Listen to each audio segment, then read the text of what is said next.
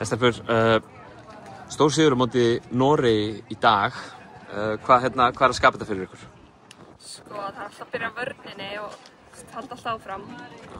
Já, mér finnst bara barátta. Það kom sér mikið í ljós með að við æfingarleikina sem við erum að spila hvað er miklu meiri harka í þessum leik og við stóðum bara vel í vörninni í dag. Líka ef þú byrjar frá fyrstu mínútunni og kemur þetta með þess að hvað, sko.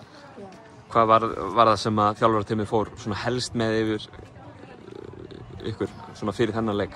Vörnin, pressan okkar.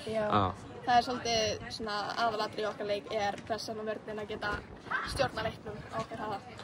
Komist tæpa 30 stigum yfir hérna í þriðja leiklutunum einhvern veginn, leið ykkur eins og þetta væri bara komið þá að það? Já, nokkur veginn, sko. Maður fann þetta alveg á sér, sko. Lét ykkur samt svona aðeins hafa fyrir því í lok þriðja leiklutunum svo inn í fjórða. Þetta var nú alveg svona, þið hefði ekkert mátt slaka neitt mikið á. Nei, við lærum bara þessu. Já, líka ef við spilum saman og kemur þetta alltaf, sko. Já.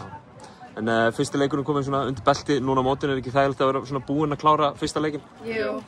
Stressið svona að byrja að minnka, þannig bara spennt fyrir næstu leikjum.